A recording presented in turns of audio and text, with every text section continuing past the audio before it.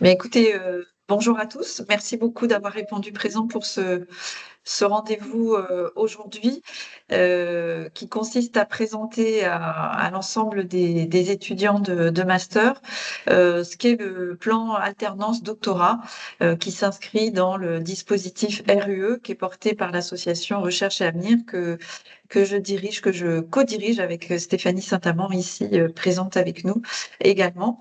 Et ce plan alternance doctorat est porté par Recherche et Avenir et Formasup puisque ça concerne les alternants, en particulier de Master 2, mais on peut commencer à y réfléchir même en Master.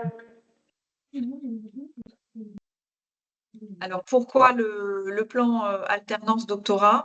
Il s'agit pour nous d'accompagner les étudiants qui sont en master et qui souhaitent faire de la recherche et pas directement être employés dans leur entreprise ou dans une autre entreprise, qui souhaitent s'impliquer dans un projet d'innovation. Et donc l'idée, c'est de permettre à ces étudiants qui sont en alternance, comme les étudiants qui sont pas en alternance, de pouvoir accéder au diplôme de doctorat dans le cadre de la collaboration avec leur entreprise. Alors, vous pouvez retrouver l'ensemble de la communication qui a été faite par Formasup sur l'intérêt de ce dispositif en termes d'ascenseur social pour accéder à ce diplôme de docteur.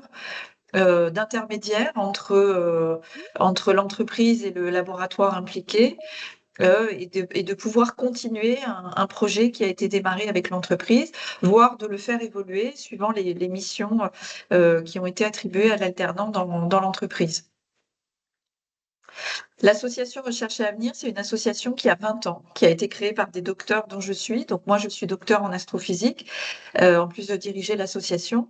Et j'ai cofondé cette association il y a 20 ans avec la volonté d'aider à la promotion de la recherche, aider à faire connaître aux entreprises et au monde économique d'une manière générale les résultats des travaux qui sont menés dans les laboratoires et favoriser la diffusion de la culture scientifique, aider à l'insertion des docteurs dans le monde économique. Mais si on part de docteurs qui ont déjà été en alternance dans une entreprise, ça facilite énormément les choses. Et on verra qu'il y a énormément de dispositifs financiers très attractifs pour l'entreprise pour s'impliquer dans le cofinancement d'une thèse de doctorat et dans le recrutement d'un jeune docteur. Et nous portons le dispositif RUE de rapprochement entre université et entreprise, en partant du besoin de l'entreprise. Justement, l'idée avec vous étudiants, c'est d'identifier le besoin de l'entreprise en termes d'innovation ou de problématiques à résoudre, que ce soit en sciences technologiques ou en sciences humaines et sociales, et de proposer de réfléchir à l'apport que pourrait amener un expert scientifique dans ce projet collaboratif qui impliquerait un laboratoire, l'entreprise et l'étudiant qui était en alternance et qui va poursuivre finalement cette alternance, mais dans le cadre d'une thèse de doctorat qui doit normalement durer 3 ans, puisque le financement CIFRE est un financement pour 3 ans.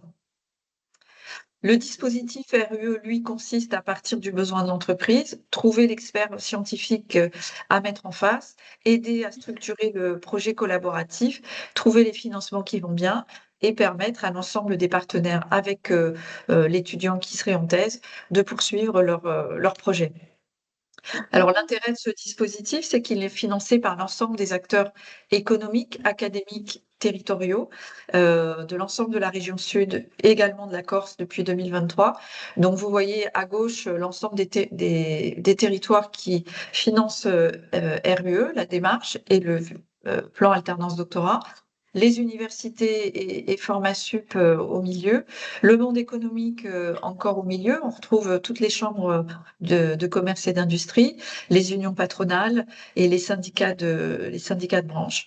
Et puis bien sûr, on va trouver le ministère de l'enseignement supérieur et de la recherche, puisqu'ils nous ont labellisé cellule de diffusion technologique, qui nous permet d'avoir un budget suffisant pour mettre à disposition des partenaires des projets, des chargés d'affaires qui vont aider à monter les projets. Donc voilà l'équipe, elle, est constituée de 2 chargés d'affaires à temps plein, plus, Stéphanie ici présente qui est directrice opérationnelle, mais qui travaille aussi sur le dispositif, RUE et en particulier en charge le plan alternance doctorat et puis une équipe, support, sur la gauche. Quelques chiffres, quand même pour donner une idée. Depuis 10 ans que nous avons monté le dispositif RUE. L'association existe depuis 20 ans, mais le dispositif, lui, existe depuis 10 ans et le plan alternance doctorat existe depuis 2023. Dans le cadre de RUE, on a rencontré 637 entreprises dont on a, identifié les besoins, donc on les a qualifiés ou diagnostiqués. On a identifié également et qualifié 423 équipes de recherche. Donc, on est tout à fait en capacité d'aller chercher le laboratoire qui va bien pour mettre en face de l'entreprise et de l'étudiant. Et on a effectué 602 mises en relation. Donc, on a mis chercheurs et entreprises en face à face, ce qui a donné lieu à 418 partenariats.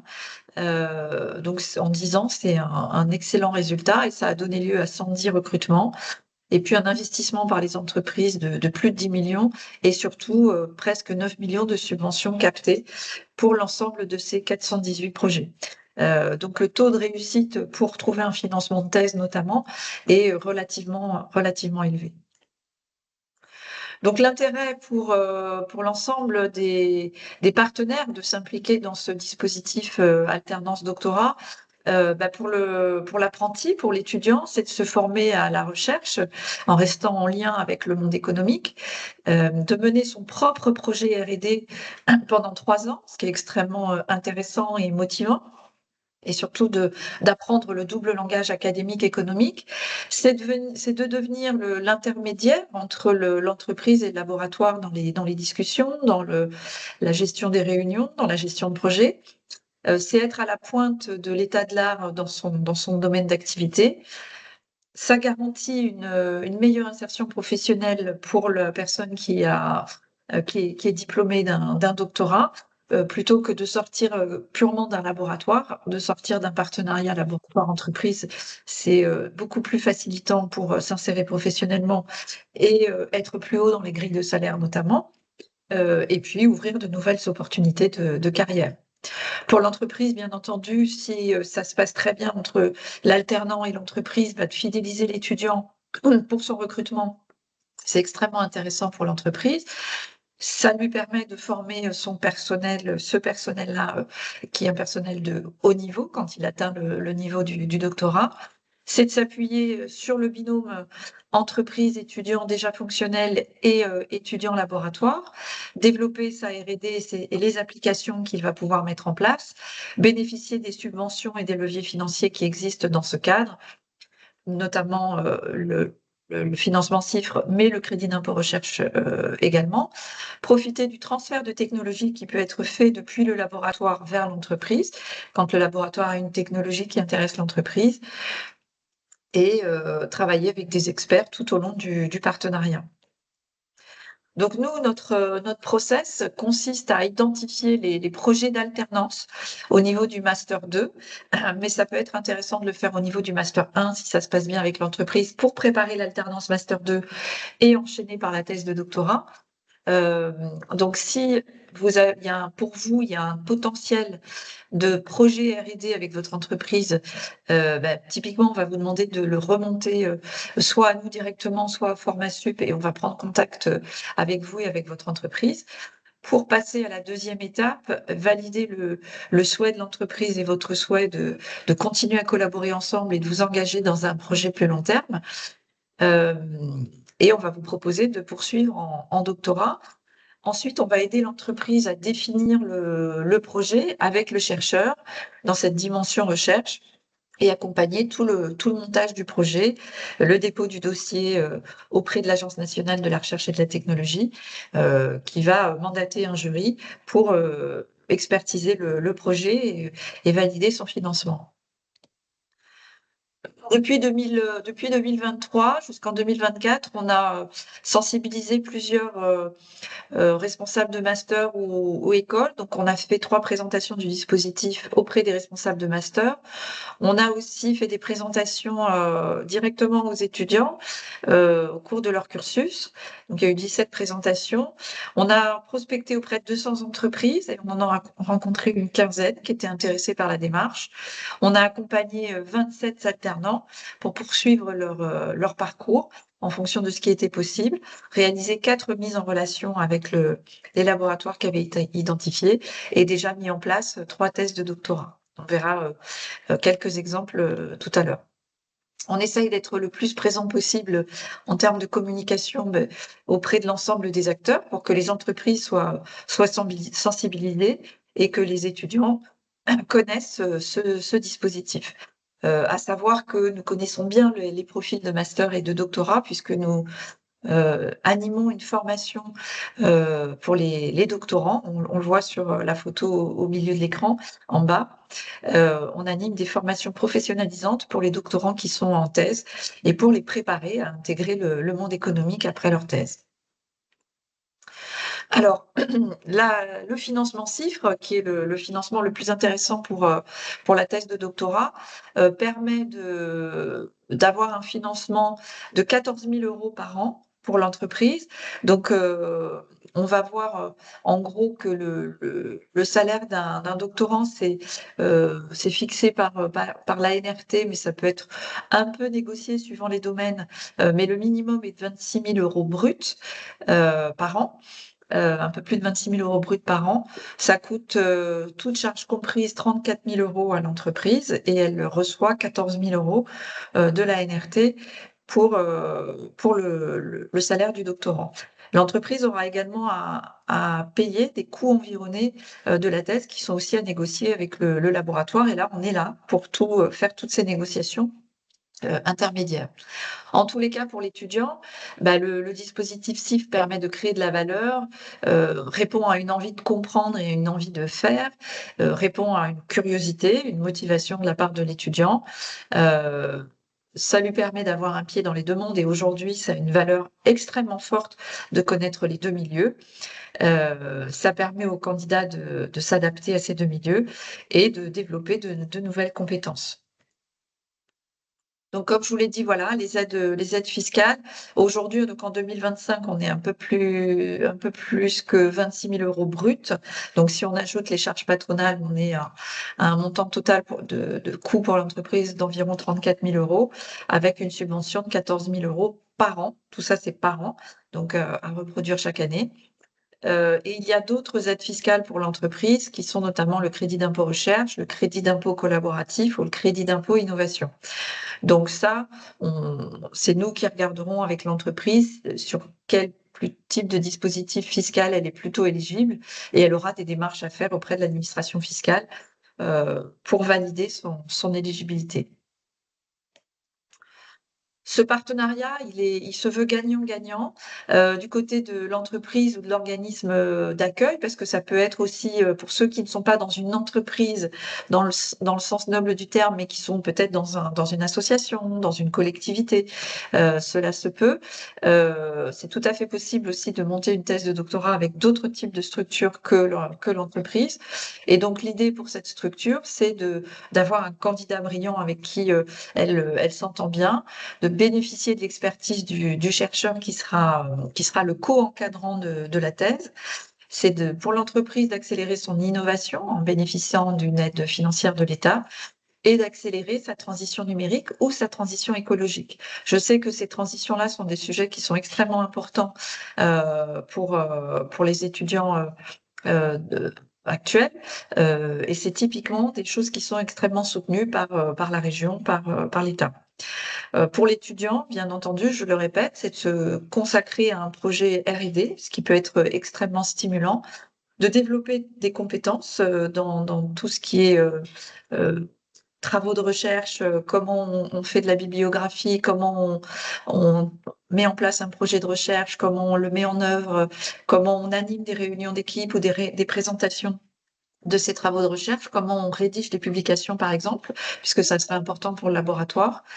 Et comment on répond, aux besoins de résultats, à court ou moyen terme, pour l'entreprise et à l'é et parfois à faire évoluer le projet vers d'autres idées. Quand on fait de la recherche, ce que je peux vous dire, c'est qu'on est souvent aux portes du mystère du sujet sur lequel on est.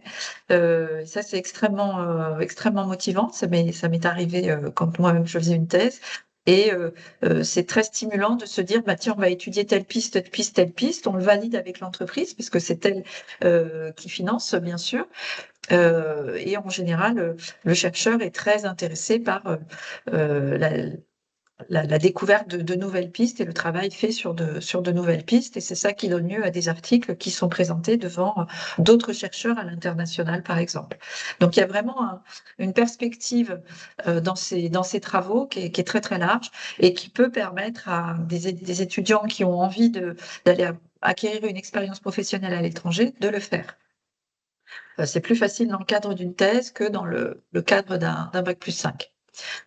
Et puis ensuite, bien entendu, pour l'étudiant, c'est aussi bénéficier de cette expérience professionnelle, en plus de l'encadrement académique. C'est vraiment d'avoir ce double volet et pour, être jury sur un certain nombre de prix de doctorants, ou jury de thèse, un candidat qui a la double culture économique académique, se repère tout de suite. On voit tout de suite la différence. Donc pour le montage de la thèse CIFRE, notre accompagnement est gratuit pour définir le projet. On est là pour soutenir la gestion administrative et la gestion en ressources humaines, du projet et suivre le dossier et le projet tout au long de la thèse. Et puis quand vous nous invitez, on vient à la soutenance. Vous voyez, on est là jusqu'au bout. Maintenant, ce que je voudrais faire, s'il n'y a pas de questions qui ont été transmises, jusqu'à présent, c'est, vous présenter quelques exemples de projets. Ici, vous avez une entreprise de transport. On est sur un projet, de RSE, de développement durable. On avait, alors là, c'était un laboratoire et une étudiante qui souhaitaient, monter une thèse sur l'évaluation des coûts et des gains, surtout pour l'entreprise, des actions de développement durable qu'elle pouvait mettre en place, auprès de ses salariés. L'entreprise voit souvent les coûts que ça représente et pas forcément les gains. Donc, ici, il s'agit de mettre en place des indicateurs qui permettent d'évaluer les gains de développement durable et de pouvoir le transférer à d'autres entreprises. Donc, c'est extrêmement valorisant et noble d'avoir monté un tel projet. Donc là, on est dans le cadre d'une thèse CIFRE avec l'IAE de Nice, par exemple, et l'entreprise dont on voit la photo. Euh, Donc ici, on a une autre entreprise. Là, on est dans du numérique et surtout sur du véhicule autonome, véhicule électrique autonome. Donc il s'agit, on a fait une première thèse avec, cette entreprise et le laboratoire I3S d'Université Côte d'Azur. Dans un premier temps, il s'agissait d'aider au développement des algorithmes pour identifier tous les obstacles qu'il peut y avoir autour d'un véhicule, qui conduirait de façon autonome. Et là, les partenaires étaient tellement contents de travailler ensemble qu'ils ont mis en place une deuxième thèse CIFRE pour travailler sur la faible consommation d'énergie des véhicules, en utilisant les réseaux de neurones impulsionnels et en s'impliquant et en utilisant l'intelligence artificielle.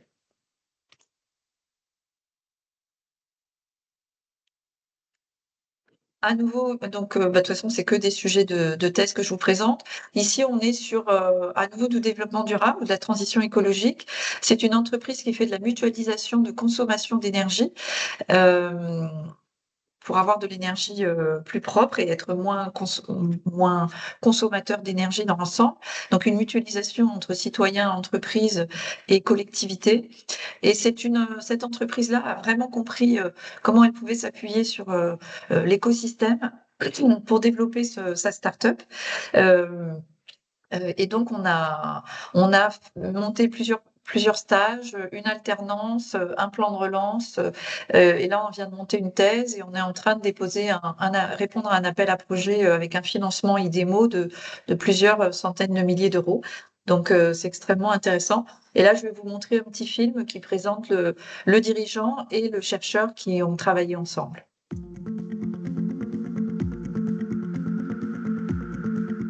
Je m'appelle Romain Chela, je suis président fondateur de la société Sunleaves. Je m'appelle Eric Busvel, je suis professeur au laboratoire LIS. Sunleaves, c'est une société innovante qui développe un projet de gestion de communautés énergétiques intelligentes. Étant donné que moi, je n'ai pas de formation d'ingénieur et j'avais besoin de développer certains algorithmes et logiciels.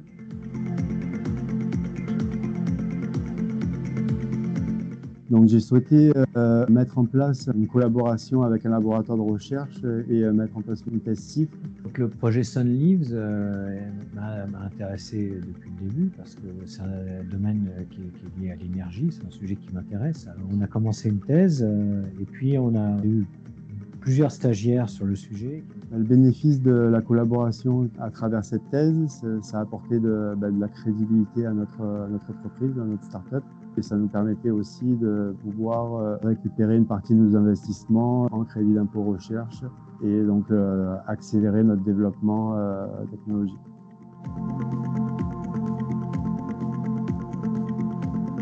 En ne connaissant pas le monde scientifique, ça m'a vraiment aidé à mettre ce partenariat en place. Donc, une première thèse CIFRE. Et dans un deuxième temps, on a pu mettre aussi en place un projet de France Relance.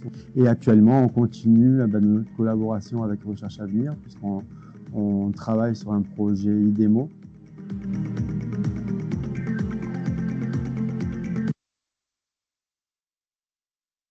Je continue. Ici, on est sur tout ce qui est gestion des déchets. Là, c'est une thèse qui est montée avec l'agglomération de Sophia Antipolis dans les Alpes-Maritimes et avec un laboratoire, le CERGAM d'Aix-Marseille Université. Donc là, c'est une thèse en management public pour étudier l'application des citoyens dans le tri et le rôle des outils numériques pour mieux comprendre la valeur du tri et mieux trier. Donc c'est ça aussi une démarche noble et écologique. Là, on est sur une thèse CIFRE autour de la qualité de vie au travail. C'est une entreprise qui propose aux autres entreprises et aux collectivités un soutien mental, le soutien mental des employés pour améliorer la performance globale des employés et leur donner une plus grande culture d'entreprise. Et donc là, on les a mis en lien avec un laboratoire de psychologie d'Aix-Marseille Université. Là, on est sur de la chimie. Donc, vous voyez que les sujets peuvent être vraiment extrêmement variés et les domaines très différents. On est sur un laboratoire qui est spécialiste dans la relation entre les odeurs et les émotions. Donc là, on a mis en place cette thèse avec cette entreprise qui souhaite tester justement la relation structure des parfums, l'odeur et l'émotion qui est créée par les odeurs de parfum. Là, on est sur la mobilité douce, je dirais, donc pour la décarbonation. On a commencé par une alternance M2 qui s'est poursuivie en thèse. Là, le financement était un financement de la région. Malheureusement, cette année, la région, avec les arbitrages gouvernementaux, ne remobilise pas de financement pour financer des thèses. J'espère que ça reprendra l'année prochaine. Donc aujourd'hui, on se focalise sur les financements CIFRE. Néanmoins, la démarche est la même. Ici, on est sur une thèse de doctorat où et le laboratoire d'informatique d'Aix-Marseille Université. Et il s'agit d'analyser les données de mobilité de tous les véhicules sur des trajets donnés pour essayer d'optimiser la décarbonation. Alors là, on est sur une start-up qui souhaite aider à gérer le patrimoine numérique des personnes. Et il s'avère qu'aujourd'hui, il n'existe pas grand-chose qui est fait quand on a des données numériques sur le net, sous toutes ses formes, et quand on disparaît de ce monde. Et donc, il y a des enjeux juridiques, des enjeux d'algorithmie, parce que personne n'a l'autorisation ensuite de toucher à ces données. Néanmoins, quand la personne a disparu, est-ce que ça a du sens de les laisser sur le net ou sous quelle forme les laisser sur le net? Donc ici, il y avait besoin ça a été le recrutement de l'alternant de l'entreprise qui, en test chiffre, qui va travailler sur le cadre juridique. Donc là, je vais à nouveau vous passer un petit film qui montre la collaboration.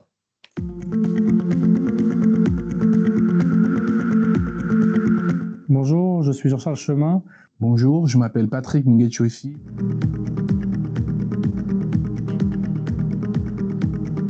Les GAPAS développent des solutions pour assurer la transmission du patrimoine de nos concitoyens. On travaille également avec les notaires pour les aider à retrouver le patrimoine en déshérence dans les successions.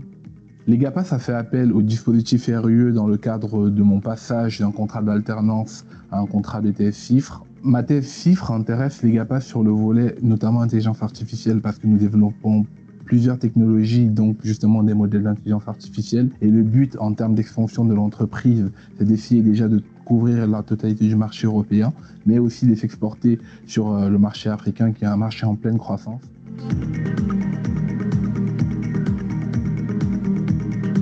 Donc nous avons réussi à mettre en place un partenariat donc, entre notre entreprise, les GAPAS, le doctorant Patrick Nguetchoissi et le laboratoire GREDEG de l'Université Côte d'Azur. C'est une étape importante pour nous parce que déjà dans un premier temps, on souhaitait rester en collaboration donc, avec notre étudiant Patrick.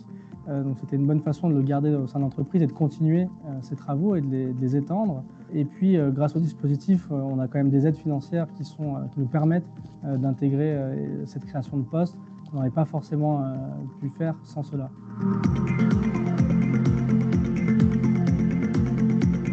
Le dispositif nous a été d'une très grande aide. Ça nous a permis effectivement d'avoir les bonnes informations, d'avoir les bons interlocuteurs et de pouvoir mener à bien les démarches pour atteindre le contrat chiffre qui était notre objectif.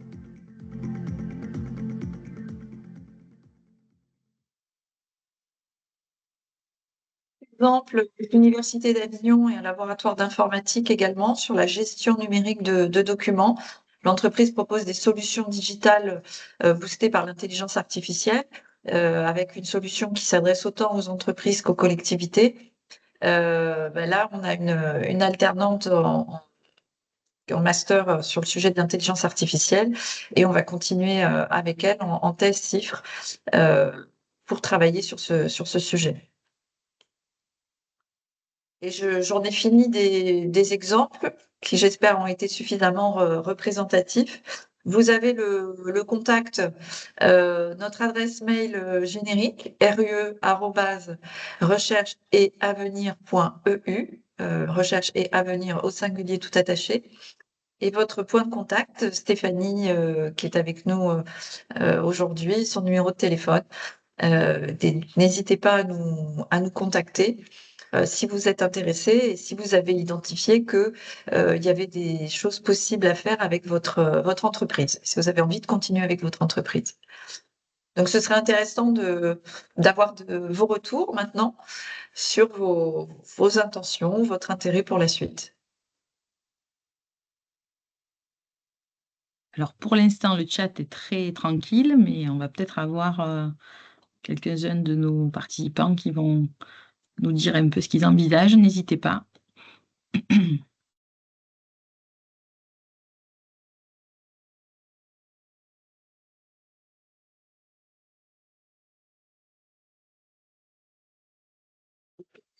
Un point, si besoin. Bonjour, Bonjour. est-ce que je peux poser une question? Oui, je vous en prie, au contraire. Alors, j'ai l'impression quand même que ce dispositif, il a été mis en place, comme vous l'avez dit au début, surtout pour des secteurs très spécifiques. Et bon, le dernier exemple que vous avez montré, il m'a fait un peu penser le contraire. Mais par exemple, moi, j'étudie en droit Oui.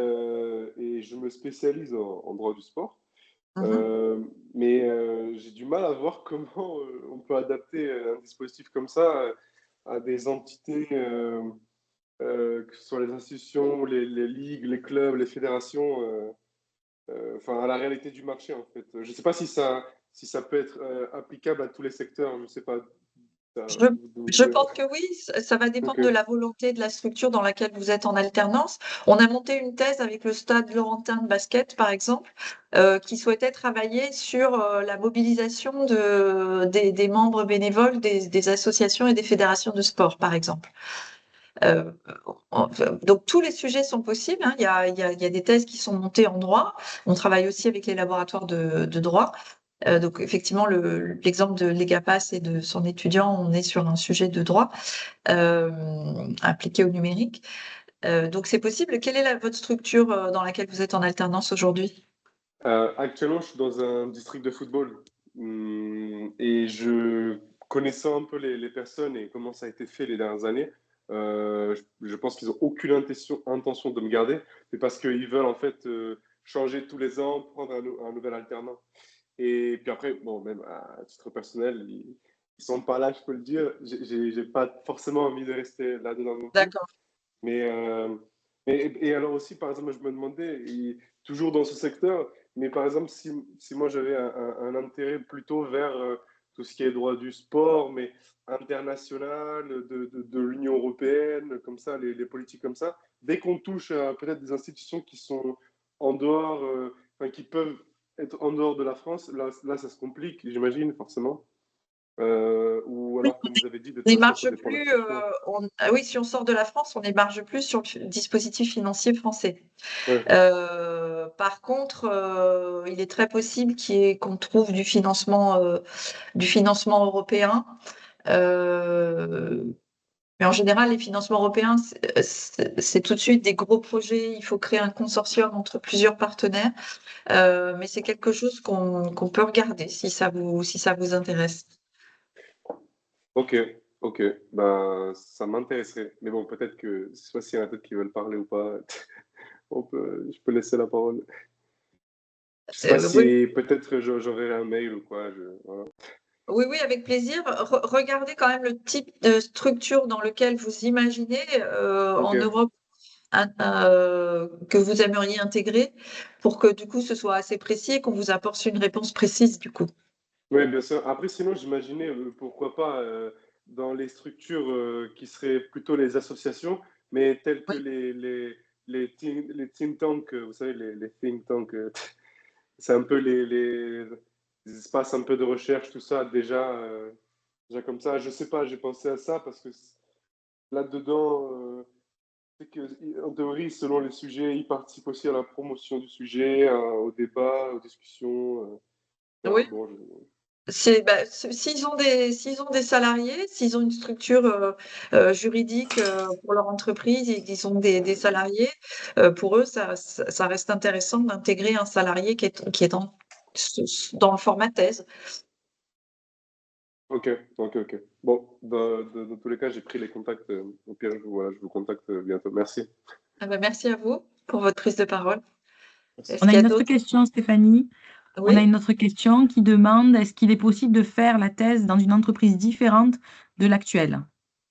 Alors, c'est possible, bien sûr, mais là, il faut nous aider à dire quelle entreprise, sur quel sujet.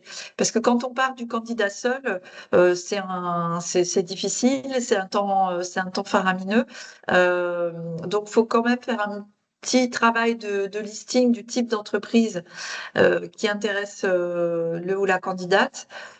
Euh, et à partir de là, on peut regarder, oui. Si la personne peut nous dire dans quel secteur elle se trouve. N'hésitez pas maintenant que la présentation est terminée à prendre la parole, à ouvrir votre micro. C'est dans l'agroalimentaire. D'accord. Oui, oui. Alors, et elle se trouve où? À Avignon, Marseille? Parce que évidemment, à Avignon, il y a beaucoup d'entreprises dans l'agroalimentaire.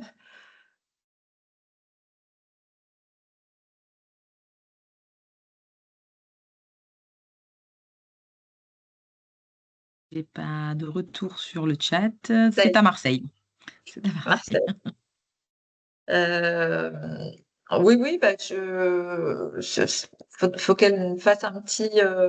Virginie, je crois son prénom. Il faut que Virginie fasse un petit listing des entreprises qui seraient intéressantes pour elle. et on peut regarder. Nous, après, on prend contact avec l'entreprise, on la qualifie. Et on voit si elle est intéressée par un projet ambitieux. On va vérifier si elle a les moyens, etc. On n'est pas obligé de partir sur une grosse entreprise.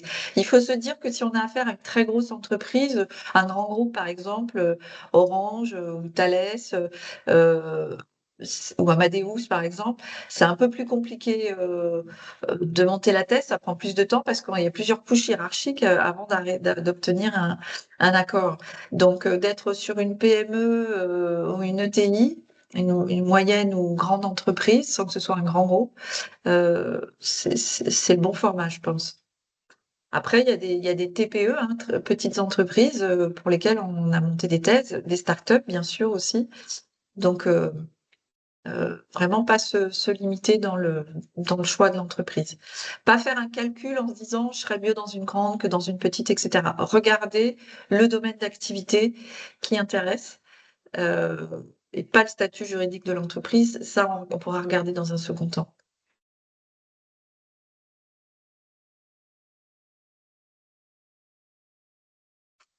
Alors, j'ai vu la question. Très bien, allez-y. Jusqu'à quand on peut faire la demande? Alors là, il y a plusieurs questions qui arrivent. Donc, jusqu'à quand faire la demande? On fait la demande au fil de l'eau. Si on veut pouvoir faire une thèse à la rentrée en septembre-octobre, souvent c'est début octobre, il faut commencer à s'interroger maintenant.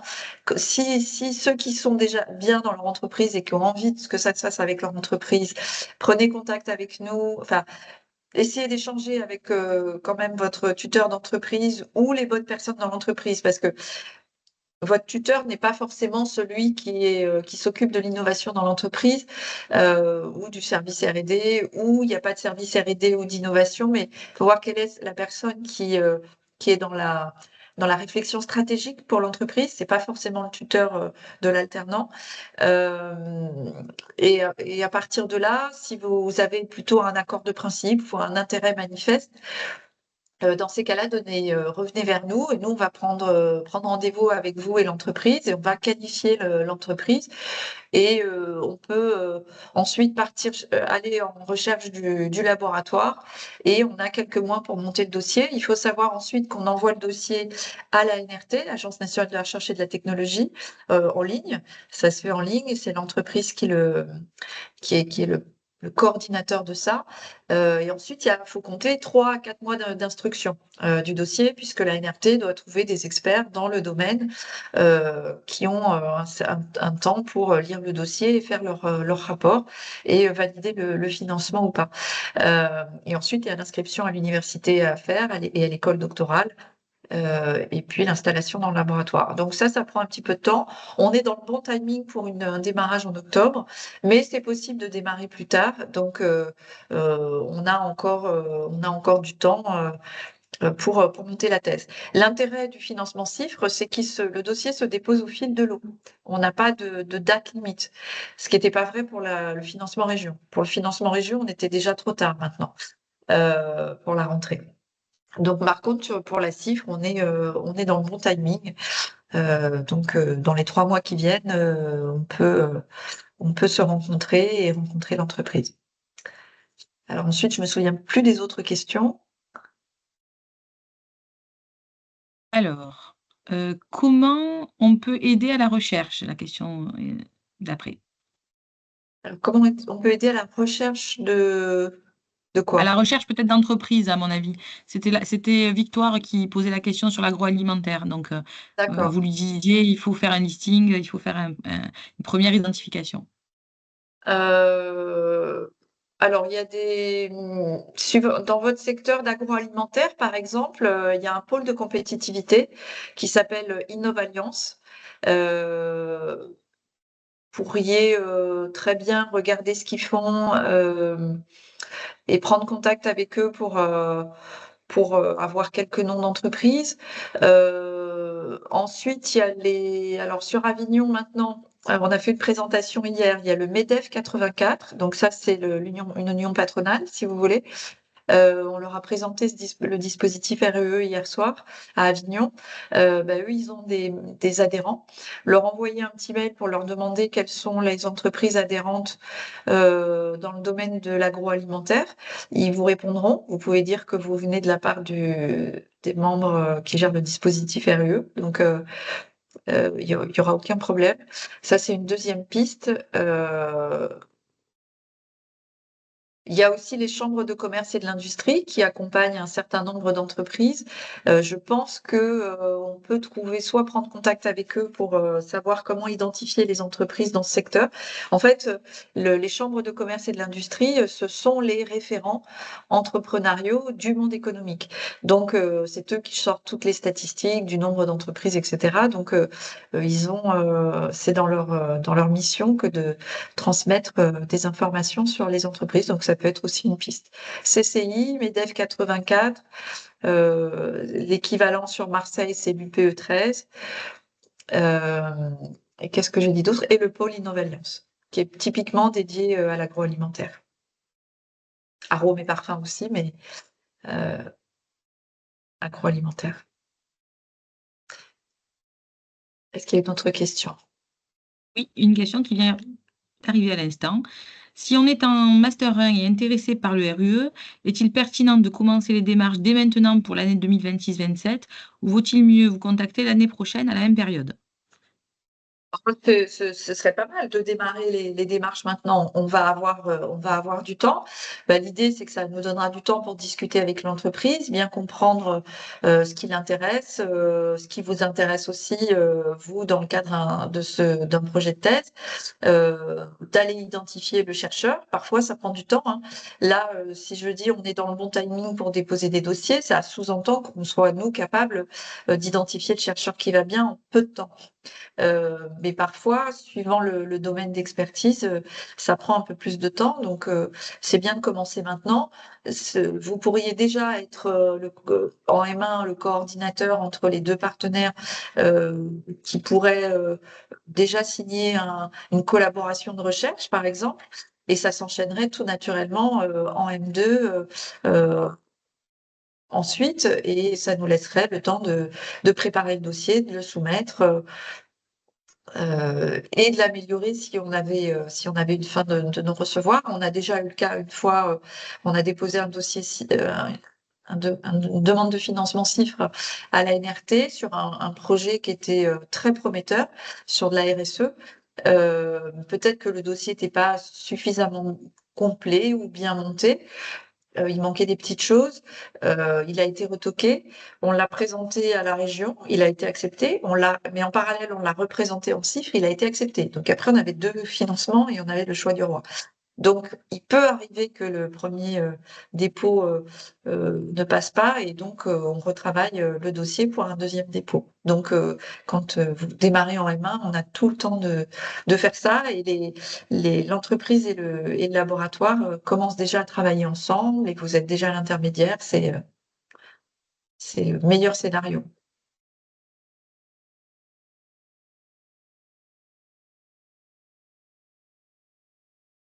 Merci. Alors, est-ce qu'il y a d'autres questions?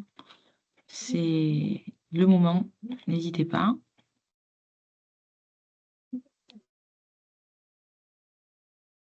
Sinon, dans tous les cas, vous avez les coordonnées qui vous ont été partagées et le replay qui sera disponible sur notre chaîne YouTube.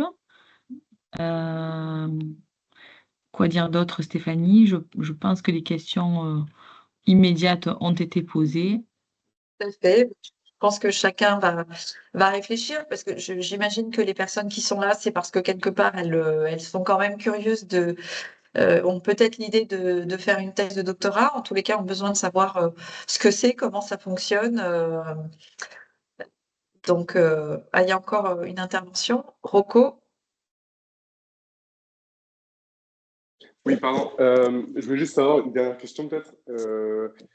Est-ce que les projets comme ça de financement CIFRE, alternance en entreprise, ça peut aussi, est-ce qu'on peut le faire aussi dans un cadre d'une thèse internationale, c'est-à-dire avec une université étrangère, une co-tutelle de thèse, ou c'est compliqué?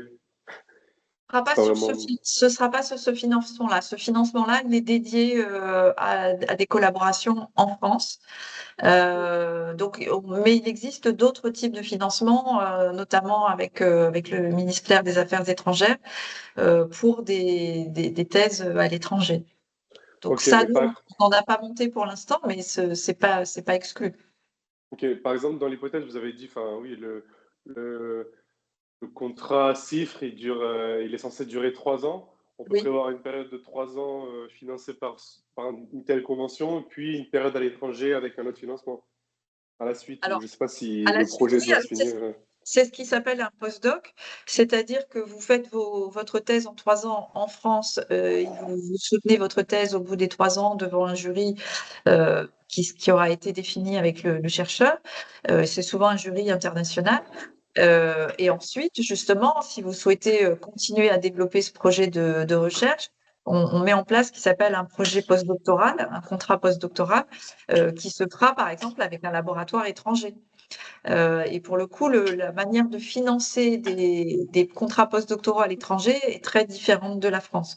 Alors même si les États-Unis aujourd'hui, il fait plus très bon de faire de la recherche, jusqu'à présent, les laboratoires aux États-Unis, mais il y en a d'autres en Inde, etc., sont capables de prendre quelqu'un en contrat postdoctoral sur 1 an, sur 2 ans, sur un projet.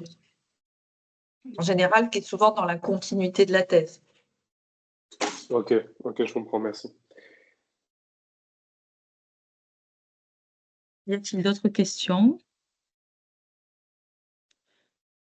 Donc, s'il n'y a pas d'autres questions, n'hésitez pas en tous les cas à nous envoyer un petit message. On vous fera une réponse pour vous dire quel est le degré de difficulté dans la situation que vous nous présentez, parce que voilà, Rocco nous présente une situation où il ne souhaite pas rester dans son entreprise, donc forcément ça crée un niveau de difficulté plus important, mais c'est pas du tout impossible.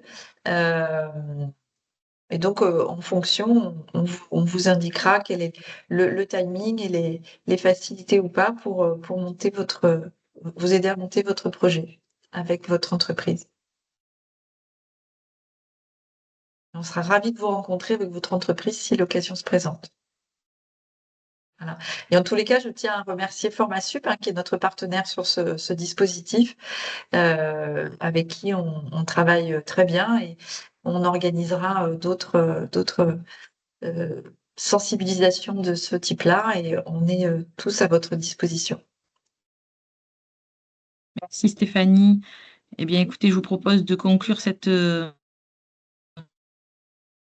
et de prendre contact directement pour aller plus loin dans vos projets. Bonne fin de matinée à tous et à bientôt. Merci, à bientôt.